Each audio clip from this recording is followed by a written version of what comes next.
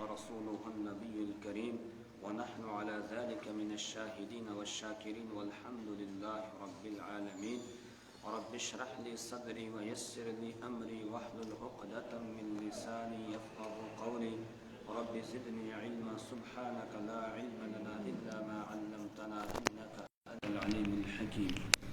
درود شریف پڑھنے اللهم صل على سيدنا محمد وعلى آل سيدنا محمد وأصحاب سيدنا محمد وبارك وسلم عليهم. اللهم صل على سيدنا محمد وعلى آل سيدنا محمد وأصحاب سيدنا محمد وبارك وسلم عليهم. اللهم صل على سيدنا محمد وعلى آل سيدنا محمد وأصحاب سيدنا محمد وبارك وسلم عليهم. برادران اسلام، واجب الاحترام محترم بزرگوں اور میرے ایمانی بھائیوں، ہم رسول اکرم صلی اللہ علیہ وسلم کی سیرت طیبہ پڑھتے ہوئے یہاں تک پہنچے تھے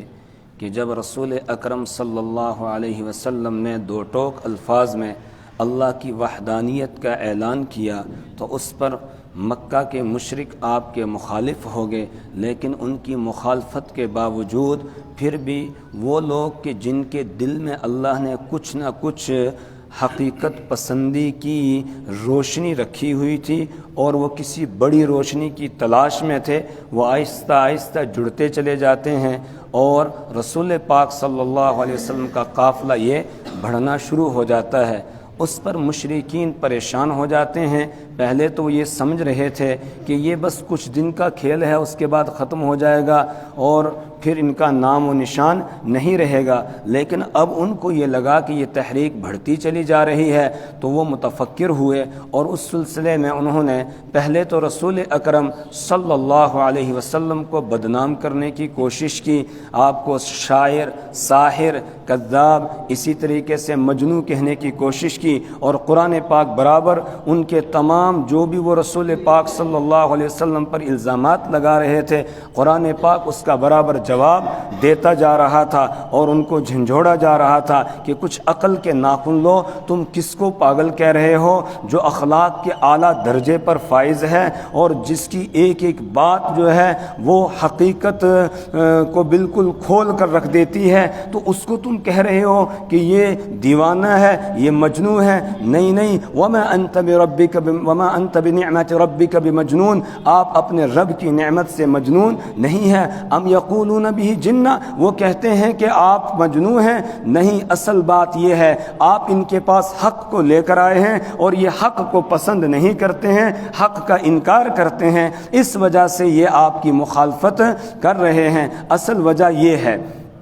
پھر اس کے بعد انہوں نے جب دیکھا اس سے کوئی فرق نہیں پڑا، لوگ تو ہمیں ہی بیوقوف کہہ رہے ہیں، ہمیں ہی پاگل کہہ رہے ہیں اور پھر ان کی تعداد بڑھتی جا رہی ہے، تو انہوں نے پھر مشورہ کیا اور اس مشورے کے نتیجے میں انہوں نے جو کمزور قسم کے مسلمان تھے، خاندانی اعتبار سے کمزور تھے یا اسی طریقے سے کوئی پردیس کے رہنے والے تھے جن کا خاندان یہاں مکہ المکرمہ میں نہیں تھا، یا اسی طرح غلام اور باندیاں تھیں، تو ان کے اوپر انہوں نے مظالم ڈھانا شروع کیے اور یہ فیصلہ کیا کہ ان کی اتنی پٹائی کرو کہ جس کے نتیجے میں دوسرے لوگ ڈر جائیں اور پھر کوئی ان کے قریب نہ آئے۔ تو مظالم جتنے وہ ڈاتے جا رہے تھے اس سے ایمان والوں کا ایمان اور زیادہ مضبوط ہوتا جا رہا تھا، ان کے ایمان میں کوئی ذرہ برابر بھی فرق نہیں پڑا، بلکہ جتنے یہ ان کو پٹائی کرتے تھے اس کے نتیجے میں ان کا ایمان اور زیادہ مضبوط ہوتا تھا، بڑھتا تھا۔ اور پھر جو یہ پلان بنائے ہوئے تھے کہ دوسرے لوگ ڈر جائیں گے وہ نہیں ہوا، جو حقیقت پسند لوگ تھے، حق پسند لوگ تھے، وہ آتے جا رہے تھے اور رسول پاک صلی اللہ علیہ وسلم کا دائرہ کار یہ بڑھتا چلا جا رہا تھا۔ اب ان کے لیے ایک اور مشکل سامنے آ گئی، وہ یہ کہ حج کے ایام آ گئے۔ جب حج کے ایام آ گئے تو یہ پریشان ہوئے کہ اب باہر کے لوگ حج کے لیے آئیں گے اور یہ ان کو بھی دعوت دیں گے، تو اس کے نتیجے میں باہر کے لوگ بھی مسلمان ہونا شروع ہو جائیں گے، پھر ہمارا دائرہ اور زیادہ تنگ ہو جائے گا۔ اس کے لیے انہوں نے مشورہ کیا کہ کیا کیا جائے، کس طرح لوگوں کو روکا جائے۔ تو مشورے میں یہ طے پایا جتنے بھی مکہ المکرمہ میں داخل ہونے کے راستے ہیں ان راستوں میں سے ہر راستے پر ایک ایک آدمی سرداروں میں سے کھڑا ہو جائے، اور جو باہر سے قافلہ آ رہا ہو ان کو وہیں روک کر ان کو سمجھا دیا جائے کہ یہاں مکہ کے اندر ایک شخص ہے جس کا نام محمد ہے صلی اللہ علیہ وسلم، اس نے اپنے باپ دادا کا دین چھوڑ دیا ہے اور نیا دین اس نے اختیار کیا ہے، وہ صابی ہو گیا ہے، نعوذ باللہ بے دین ہو گیا ہے، اس لیے اس کی بات نہیں سننا، اور وہ ایسا کلام جانتا ہے، ایسا کلام پڑھتا ہے جو اس کو سنتا ہے وہ اسی کا گرویدہ ہو جاتا ہے، پھر اسی کا ہو کر رہ جاتا ہے، اس لیے تم اس کی بات بالکل سننا ہی نہیں، اور ساتھ میں روئی تقسیم کرتے کہ یہ اپنے کانوں میں ڈال لینا اور ان کی بات نہیں سننا۔ وقال الذين كفروا لا تسمعوا لهذا القرآن، اور کافر یہ کہتے تھے لا تسمعوا لهذا القرآن، اس قرآن کو نہ سنو۔ اسی دوران ایک قبیلہ جو ہے قبیلہ دوس یہ آ رہا تھا، اس کے سردار تھے طفیل ابن عمرو دوسی رضی اللہ تعالی عنہ، ان کو بھی انہوں نے یہ بات سمجھائی اور ان کو بھی انہوں نے کارٹون دے دیا، انہوں نے اپنے کانوں میں وہ لگا لیا، اور اس کے بعد پھر آ کر وہ کہ خود بتاتے ہیں کہ میں نے زمانہ جاہلیت کے مطابق عمرہ کیا، عمرہ سے فارغ ہوا میں تو میں دیکھتا ہوں کہ حتیم کے پاس ایک نورانی شکل والا شخص ہے، نوجوان ہے اور نورانی شکل ہے اس کی، اور وہ لوگوں کو کچھ کہتا جا رہا ہے اور لوگ اس کی بات سنتے نہیں ہیں، سب گھور گھور کے اس کو دیکھتے ہیں اور آگے چلتے جا رہے ہیں۔ تو میں نے تھوڑی دیر کے لیے سوچا، میں نے کہا میں تو اپنے خاندان کا قبیلے کا پڑھا لکھا آدمی ہوں، تو مجھے یہ کیا بیوقوف بنایا گیا کہ مجھے یہ روئی دے دی گئی کانوں میں لگانے کے لیے؟ ذرا مجھے ان کی بات سننی چاہیے، اگر میں ان کی بات سنتا ہوں اچھی لگے گی تو میں قبول کر لوں گا، اور اگر اچھی نہیں ہوگی تو پھر میں چھوڑ دوں گا، نہیں قبول کروں گا۔ اب انہوں نے اپنے کانوں سے روئی نکالی اور یہ آئے اور رسول پاک صلی اللہ علیہ وسلم کے قریب پہنچے، لیکن تب تک آپ اپنا بیان ختم کر کے تشریف لے جا رہے تھے۔ اس کے بعد انہوں نے کسی سے پوچھا یہ کون ہیں، کہاں رہتے ہیں، پتہ بتایا گیا تو یہ رسول پاک صلی اللہ علیہ وسلم کے در دولت پر تشریف لے جاتے ہیں، اور وہاں پہنچنے کے بعد انہوں نے اپنی بات بتائی کہ میں اس طرح فلانے قبیلے کا ہوں، فلانی جگہ کا رہنے والا ہوں، اور میں جب مکہ میں داخل ہو رہا تھا تو مجھے اس طریقے سے بتایا گیا، اب میں نے آپ کو یہاں کچھ کہتے ہوئے سنا ہے، تو اب میں آپ کی بات سننا چاہتا ہوں کہ آپ کون ہیں اور آپ کیا کہتے ہیں۔ تو رسول پاک صلی اللہ علیہ وسلم نے اپنا تعارف کرایا کہ مجھے اللہ نے نبی بنا کر بھیجا ہے، اور ساتھ ہی آپ صلی اللہ علیہ وسلم نے فرمایا اللہ نے مجھے یہ پیغام لے کر بھیجا ہے کہ صرف اللہ کی عبادت کی جائے، اس کی بندگی کی جائے، اس کے ساتھ کسی کو شریک نہ ٹھہرایا جائے۔ تو کہتے ہیں کہ میں نے عرض کیا کہ جو آپ پر کلام اترا ہے وہ تھوڑا سا مجھے سنائیں گے؟ رسول پاک صلی اللہ علیہ وسلم نے سورہ اخلاص قل هو اللہ احد اللہ الصمد لم یلد ولم یولد ولم یکن له کفوا احد یہ پڑھ کر سنائی۔ کہتے ہیں بس یہ سننا کیا تھا، میرے دل کے اندر جا کر سیدھی جو ہے یہ صورت میرے دل کے اندر بالکل جم گئی، بس گئی، اور میں نے اسی وقت کہا کہ مجھے بھی کلمہ پڑھا کر مسلمان بنا دیجئے، اور میں اسی وقت کلمہ پڑھ کے مسلمان ہو گیا، اور پھر مکہ والوں کو پتہ بھی چل گیا، لیکن وہ میرا کچھ بگاڑ نہیں سکتے تھے۔ اس طریقے سے گویا اب یہ دعوت باہر بھی جو ہے لگنا شروع ہو گئی۔ حج کے موقع پر رسول پاک صلی اللہ علیہ وسلم بیان فرما رہے ہیں، یہاں ایک سوال پیدا ہوتا ہے کہ مشرکین مکہ، یہ مکہ کے جو مشرک تھے، یہ مشرک آئے کہاں سے مکہ المکرمہ کے اندر؟ جبکہ مکہ المکرمہ کو بسانے والے موحد اعظم حضرت ابراہیم علیہ السلام ہیں۔ حضرت ابراہیم علیہ السلام، ان کی اولاد حضرت اسماعیل علیہ السلام یہاں بسی ہے، اور انہی کے آگے اولاد چلی ہے، اور وہی آگے جا کر قریش والے ہیں۔ تو پھر یہاں یہ موحد اعظم کے بسائے ہوئے اس شہر میں یہ شرک کیسے آ گیا؟ اس کا جواب حضرت شاہ ولی اللہ صاحب محدث دہلوی رحمہ اللہ کی کتاب ہے الفوز الکبیر فی اصول التفسیر، اس میں انہوں نے یہ لکھا ہے کہ رسول پاک صلی اللہ علیہ وسلم کی بعثت سے 300 سال پہلے ایک شخص عمر ابن لحی نام کا ان میں پیدا ہوا، جو کعبۃ اللہ کا متولی تھا، اور وہ کسی جگہ گیا ہوا تھا، ایسے گھومتا پھرتا رہتا تھا۔ اس نے کسی جگہ لوگوں کو بت پرستی کرتے ہوئے دیکھا، وہاں سے چند مورتیاں وہ لے آیا اور اس کے بعد پھر ان کو نام دے دیے اور ان کو یہاں اس نے رکھ دیا۔ اس طریقے سے آہستہ آہستہ جو ہے مورتی پوجا یہاں شروع ہو گئی، اور جو بزرگوں کو جس بزرگ کے ساتھ کچھ تعلق تھا اپنے خاندان کے، اسی بزرگ کے نام کی انہوں نے پھر مورتیاں بنا لی اور ان کی پوجا انہوں نے شروع کر دی۔ لیکن اس سب کے باوجود اللہ کا وہ انکار نہیں کرتے تھے، اللہ کو مانتے تھے، اللہ تبارک و تعالیٰ کو ایک بڑی طاقت سمجھتے تھے، اور یہ جو بت انہوں نے بنائے ہوئے تھے ان کو اللہ کے نیچے جو ہے سفارشی قرار دیتے تھے اور کہتے تھے کہ یہ ہمارے کام وہاں سے بنواتے ہیں، لیکن اللہ ایک بڑی طاقت کا نام ہے۔ اور اسی لیے جب ان سے پوچھا جاتا کہ آسمانوں کو کس نے پیدا کیا، زمین کو کس نے پیدا کیا، تو سیدھے کہتے تھے اللہ نے پیدا کیا ہے۔ وَلَئِن سَأَلْتَهُمْ مَنْ خَلَقَ السَّمَاوَاتِ وَالْأَرْضِ وَسَخَّرَ الشَّمْسَ وَالْقَمَرَ لَيَقُولُنَّ اللَّهُ، کہ اگر آپ ان سے پوچھیں گے آسمانوں کو کس نے پیدا کیا، زمین کو کس نے پیدا کیا، چاند اور سورج کو کس نے کام میں لگایا ہوا ہے، جواب دیں گے لَيَقُولُنَّ اللَّهُ، کہ یہ ضرور بضرور وہ یہ کہیں گے کہ اللہ، یعنی اللہ نے پیدا کیا ہے آسمان کو، اللہ نے پیدا کیا زمین کو، اللہ نے چاند اور سورج کو مسخر کیا ہے، کام میں لگایا ہوا ہے۔ وَلَئِن سَأَلْتَهُمْ مَن نَّزَّلَ مِنَ السَّمَاءِ مَاءً فَأَحْيَا بِهِ الْأَرْضَ مِن بَعْدِ مَوْتِهَا لَيَقُولُنَّ اللَّهُ، اگر آپ ان سے پوچھیں گے آسمان سے بارش کون برساتا ہے،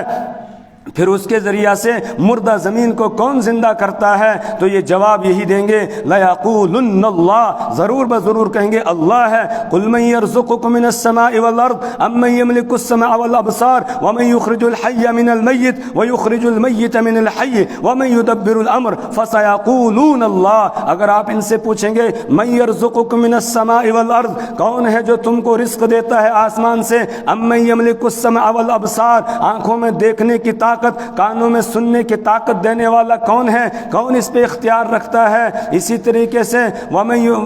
يُخْرِجُ الْحَيَّ مِنَ الْمَيِّتِ وَيُخْرِجُ الْمَيِّتَ مِنَ الْحَيِّ، مردہ سے زندہ اور زندہ سے مردہ کو کون نکالتا ہے، وَمَن يُدَبِّرُ الْأَمْرَ، اور پوری کائنات کے نظام کو کون چلا رہا ہے، فَسَيَقُولُونَ اللَّهُ، تو ان قریب یہ یہی کہیں گے کہ اللہ تبارک و تعالیٰ سارے کام یہ کر رہا ہے،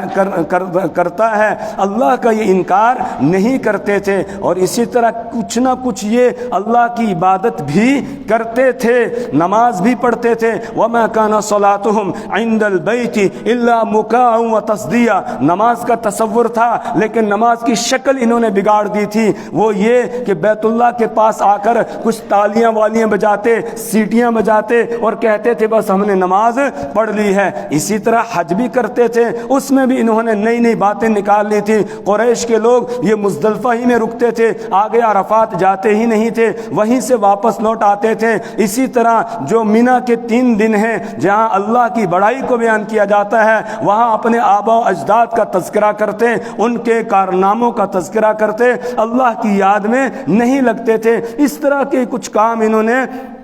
عبادات کے اندر بدل دیے تھے اور اپنی طرف سے گھسا دیے تھے۔ اسی طریقے سے جب یہ کعبۃ اللہ کا طواف کرتے تھے تو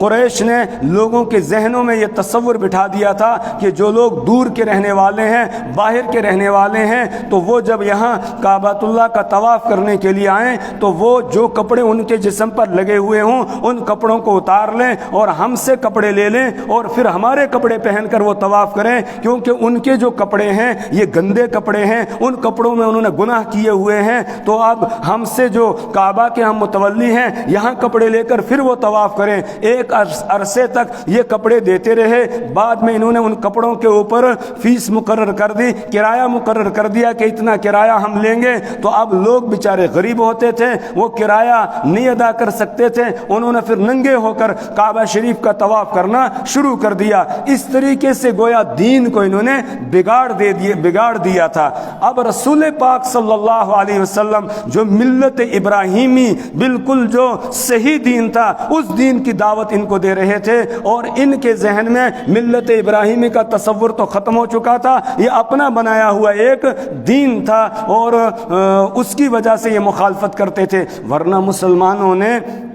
ان کا کچھ بھی نہیں بگاڑا تھا، جن کو یہ پٹائی کرتے تھے انہوں نے ان کا کچھ کھایا نہیں تھا، بلکہ وما نقموا منہم الا ان یؤمنوا باللہ العزیز الحمید، بس ان کو تو ان کی یہی بات بری لگ رہی تھی کہ وہ ایک اللہ پر صرف ایمان رکھتے ہیں۔ اب رسول پاک صلی اللہ علیہ وسلم یہ تعلیم دیتے تھے یہ بت کچھ نہیں کر سکتے، نفع اور نقصان ان کے قبضے میں نہیں ہے، نفع اور نقصان کا مالک صرف اللہ ہے۔ ان یمسسک اللہ بضر فلا کاشف له الا هو، اگر اللہ تعالیٰ کسی کو نقصان پہنچانا چاہے تو کوئی اس کو ہٹا نہیں سکتا ہے۔ وَإِن يُرِدْكَ بِخَيْرٍ فَلَا رَادَّ لِفَضْلِهِ، اور اگر اللہ تعالیٰ آپ کو کوئی بھلائی پہنچانا چاہے تو اس کے فضل کو کوئی لوٹانے والا نہیں ہے، اس کے علاوہ نفع اور نقصان کا کوئی اختیار نہیں رکھتا ہے۔ مَا كَانَ لَهُمُ الْخِيَارَةُ، اللہ کے علاوہ کسی کو کوئی اختیار نہیں ہے، یہ تعلیم دیتے تھے۔ اس کی وجہ سے ان کو ضد ہو رہی تھی، اور اس لیے یہ مخالفت کر رہے تھے کہ ان کو صرف توحید کا جو پیغام تھا یہ ان کو اچھا نہیں لگتا تھا۔ اور دوسری بات یہ تھی کہ رسول پاک صلی اللہ علیہ وسلم کے رسول ہونے کا بھی یہ انکار کرتے تھے، کیونکہ انہوں نے اپنا ذہن یہ بنا لیا تھا جو نبی ہوتا ہے وہ کوئی اوپر کی مخلوق ہوتا ہے، وہ انسان نہیں ہوتا ہے۔ اس لیے کہتے تھے ما لهذا الرسول يأكل الطعام ويمشي في الاسواق، اس رسول کو کیا ہو گیا کہ یہ تو کھانا کھاتا ہے اور یہ بازاروں میں چلتا ہے، یہ کہاں پیغمبر ہو سکتا ہے؟ پیغمبر تو کوئی دوسری مخلوق، کوئی نوری مخلوق ہونی چاہیے تھی، کوئی نور ہوتا وہ آتا اور وہ آ کر ہماری رہنمائی کرتا۔ اللہ تعالیٰ نے اس کا جواب دیا کہ ذرا پہلے یہ غور کرو، جتنے پیغمبر پہلے آئے ہیں وہ سب کے سب انسانوں ہی میں سے آئے ہیں۔ تم مانتے ہو حضرت ابراہیم علیہ السلام کو وہ پیغمبر تھے، حضرت اسماعیل علیہ السلام کو مانتے ہو وہ پیغمبر تھے، حضرت موسیٰ علیہ السلام کو مانتے ہو وہ پیغمبر تھے، حضرت عیسیٰ علیہ السلام کو مانتے ہو وہ پیغمبر تھے، وہ سارے کے سارے انسان ہی تو تھے، تو پھر تمہیں اس پر کیوں تعجب ہو رہا ہے؟ وما ارسلنا قبلک من المرسلین الا انہم لیأکلون الطعام ویمشون فی الاسواق، ہم نے آپ سے پہلے جتنے بھی پیغمبر بھیجے ہیں سب کے سب کھانا بھی کھاتے تھے، سب کے سب بازاروں میں چلتے تھے، پھر کیوں ان کو اس پر تعجب ہو رہا ہے؟ اور یہ کہتے ہیں کوئی فرشتہ نبی ہونا چاہیے۔ قل لو کان فی الارض ملائکۃ یمشون مطمئنین لنزلنا علیہم من السماء ملکا رسولا، اگر زمین کے اوپر فرشتے ہی بستے ہوتے، انسان یہاں نہ ہوتے تو پھر ہم فرشتے کو نبی بنا کر بھیجتے، وہ کیونکہ پھر فرشتہ ہی ان کی رہنمائی کرتا، لیکن زمین پر تو انسان بس رہے ہیں، اور جب انسان بس رہے ہیں تو انسانوں کی رہنمائی کے لیے، انسانوں کی ہدایت کے لیے اب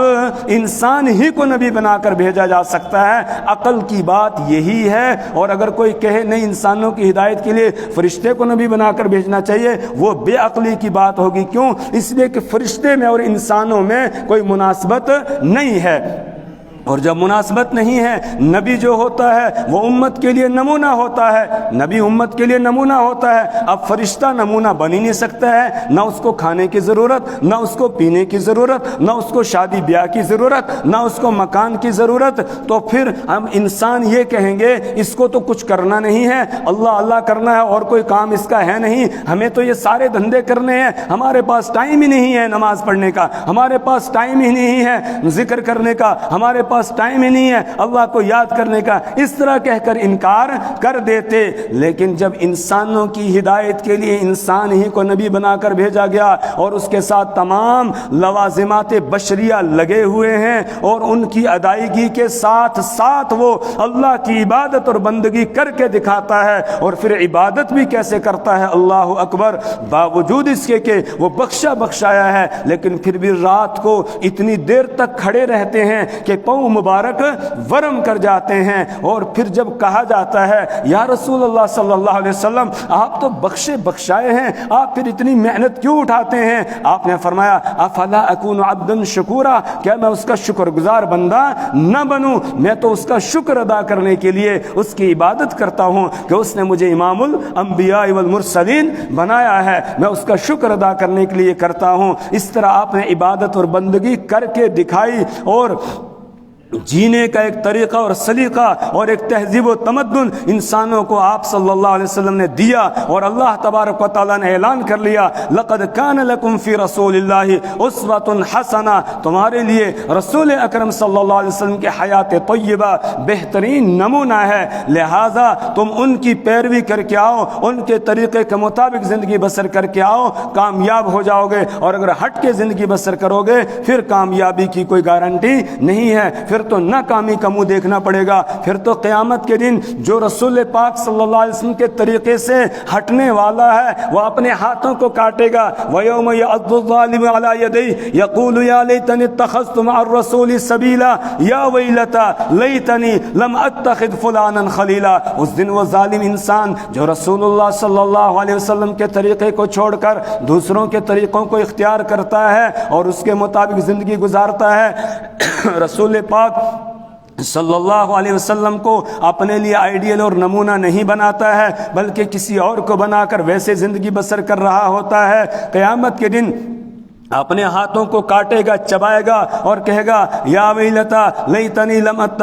ہائے کاش میں نے رسول کے طریقے کو اختیار کیا ہوتا، یا ویلتا لیتنی لم اتخذ فلانا خلیلا، ہائے میں نے فلانے کے ساتھ دوستی نہ لگائی ہوتی، اس فاسق اور فاجر کو اپنے لیے آئیڈیل اور نمونہ نہ بنایا ہوتا تو میں آج یہ ناکامی کا منہ نہ دیکھتا، لیکن وہاں ہاتھ چبانے سے کچھ بھی نہیں بنے گا۔ تو اللہ نے انسانوں کی ہدایت کے لیے انسان ہی کو پیغمبر بنا کر بھیجا ہے، اور آپ کو کہا گیا اعلان کر دیجئے انما انا بشر مثلکم، بے شک میں تمہاری طرح کا ایک انسان ہوں، ہاں میرے پاس رب کی طرف سے وحی آتی ہے، اس وحی کے نتیجے میں اللہ تبارک و تعالیٰ نے مجھے تم سے مرتبہ اور مقام اونچا دیا ہے، مرتبہ اور مقام کے اعتبار سے میں تم سے اوپر ہوں، بلند ہوں، لیکن ہوں میں تم ہی میں سے، کسی اور مخلوق سے نہیں ہوں۔ اور اب فمن کان یرجو لقاء ربہ فلیعمل عملا صالحا ولا يشرك بعبادة ربه احدا، فمن كان يرجو لقاء ربه، جو اپنے رب کی ملاقات کی امید رکھتا ہے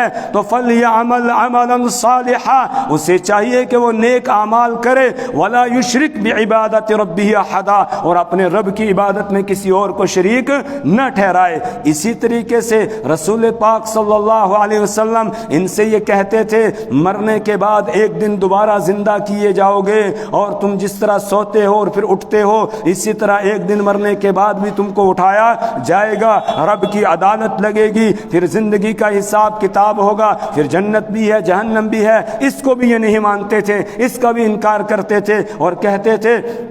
اذا متنا وکنا ترابا ذلك رجع بعید، جب ہم مر جائیں گے اور ہم مٹی ہو جائیں گے پھر دوبارہ ہم کو زندہ اٹھایا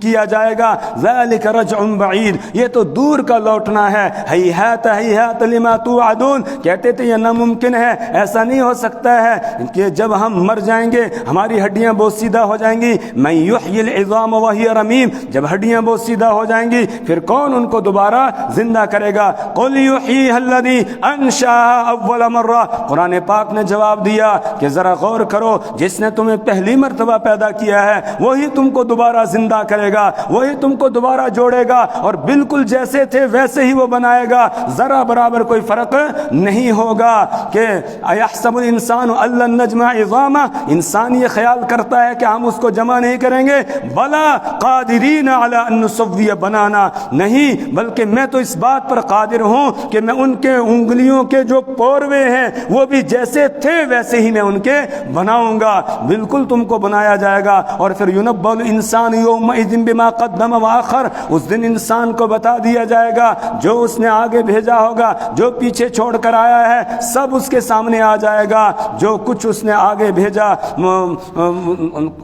علمت نفس ما احضرت، انسان جو ہے جان لے گا جو اس نے آگے حاضر کیا ہے، ووجدوا ما عملوا حاضرا، جو اعمال کیے ہوں گے سب سامنے آ جائیں گے۔ اس طرح قرآن پاک اس کا بھی جواب دیتا ہے اور ان کو بتاتا ہے مرنا ہے اور مرنے کے بعد دوبارہ زندہ کیے جاؤ گے، اس لیے اس پر ایمان لاؤ۔ تو یہ مخالفت کی وجہیں تھیں، ان چیزوں کا وہ انکار کرتے تھے، ایمان والے ان کو تسلیم کرتے تھے، اس لیے یہ لوگ ان کی مخالفت کر رہے تھے، ورنہ ایمان والوں نے کچھ بھی ان کا بگاڑا نہیں تھا، کوئی نقصان ان کا نہیں کیا تھا. یہی مخالفت کی وجہ تھی اور اس وجہ سے وہ مخالفت کر رہے تھے رسول پاک صلی اللہ علیہ وسلم کی اور آپ کے صحابہ کرام کی. جو آپ پر ایمان لاتے تھے ان کو اذیتیں پہنچاتے تھے، ان کو تکلیفیں پہنچاتے تھے. ہم یہاں تک پہنچے تھے کہ وہ تکلیفیں پہنچاتے تھے کن کو؟ جو غلام اور باندیاں تھیں ان سے انہوں نے ابتدا کی، ان کو تکلیفیں پہنچاتے، ان کو مارتے تھے. اور صرف مرد ہی نہیں بلکہ عورتیں جو باندیاں تھیں ان پر بھی مظالم ڈالتے. ایک صحابیہ ہیں حضرت زنیرہ رضی اللہ تعالی عنہا، یہ حضرت فاروق اعظم رضی اللہ تعالی عنہ کے خاندان کی باندی تھیں اور ان کے خاندان والے چونکہ ابتدا میں مخالف تھے تو اس لیے ان کے اوپر مظالم ڈھائے جاتے تھے. اور ایک دن ان کی اتنی پٹائی کی سر میں چوٹیں لگائی جس سے ان کی آنکھوں کی بینائی ختم ہو گئی. اور جب آنکھوں کی بینائی ختم ہو گئی تو اس کے بعد ان کو تانا دینے کے لیے کہنے لگے کہ تو نے لات اور عزا اور منات کی مخالفت کی ہے، انہوں نے تیری بینائی کو چھین لیا ہے. انہوں نے ہمت کر کے جواب دیا، کہا نہیں، لات اور منات اور عزا ان کے قبضے میں کچھ بھی نہیں ہے. ان کو جا کر جو پکارتے ہیں اور ان کے نام کے نظر و نیاز پیش کرتے ہیں ان کو پتہ ہی نہیں ہے کون ان کو پکار رہا ہے، کون ان کے نام کے چڑھاوے چڑھا رہا ہے. یہ تو میرے اللہ نے لی ہے اور اگر اللہ کو منظور ہوگا وہ دوبارہ میری آنکھوں کی روشنی کو واپس لوٹا دے گا. پھر اللہ سے انہوں نے ایک رات دعا کی کہ میرے پروردگار تو میرا مالک ہے اور تو جانتا ہے کہ میں تجھ پر ایمان رکھتی ہوں اور یہ مجھے تانا دیتے ہیں لات اور منات اور عزا نے تیری نظر چھین لی ہے، اللہ میری نظر کو واپس لوٹا دے. رات کو جب یہ سو گئی صبح کو اٹھی تو ان کی نظر بالکل ٹھیک تھی، کوئی فرق اس میں نہیں تھا. اس طرح مظالم ڈھائے جا رہے تھے. حضرت عمار ابن یاسر، حضرت عمار، ان کے والد حضرت یاسر، ان کی والدہ حضرت سمیہ رضی اللہ تعالیٰ عنہم، ان کے اوپر بھی مظالم ڈھائے جا رہے تھے. ایک مرتبہ ان کو تکلیفیں پہنچائی جا رہی تھیں. رسول پاک صلی اللہ علیہ وسلم ان کے پاس سے گزرتے ہیں. یا رسول پاک صلی اللہ علیہ وسلم نے فرمایا اصبروا یا آل یاسر، اے یاسر والو تم صبر کرو، صبر کرو، صبر کرو، تمہارا بدلہ جو ہے ان تکلیفوں کا وہ جنت ہے، اللہ تمہیں جنت عطا کرے گا. جب مسلمانوں پہ یہ مظالم ڈھائے جا رہے تھے اس وقت جو ہے قرآن پاک نے ان کو اللہ سے مدد حاصل کرنے کے لیے کہا، یا ایھا الذین آمنوا استعینوا بالصبر والصلاۃ، کا ایمان والو تم اللہ سے مدد حاصل کرو بالصبر والصلاۃ، نماز کے ذریعہ سے اور صبر کر کے. ایک تو ڈٹ جاؤ اور دوسرے نمبر پر یہ کہ نماز پڑھو، نماز کے ذریعہ سے اللہ کی مدد حاصل کرو. اور ان اللہ مع الصابرین، بے شک اللہ تبارک و تعالی صبر کرنے والوں کے ساتھ ہے. اب مسلمانوں کو اتنی تکلیفوں کا سامنا کرنا پڑ رہا تھا اور مشرکین دندناتے پھر رہے تھے اور ان کے اوپر نہ کوئی آسمانی آفت آ رہی تھی نہ زمین سے کوئی بلا ان کے لیے نکل رہی تھی. پھر کیوں ان کو یہ ڈھیل دی گئی، ان کو چھوٹ کیوں دی گئی تھی اور ایمان والوں کو اس طریقے سے امتحانات سے کیوں گزارا جا رہا تھا؟ یہ ایک سوال ہے. اس سوال کا جواب انشاءاللہ کل ہمارے سامنے آئے گا. اللہ تبارک و تعالی ہمیں رسول پاک صلی اللہ علیہ وسلم کی سچی محبت نصیب فرمائے، رسول پاک صلی اللہ علیہ وسلم کے ایک ایک طریقے پر چلنے کی ہمیں توفیق عطا فرمائے. سبحان اللہ و بحمدہ، سبحانک اللہم و بحمدک.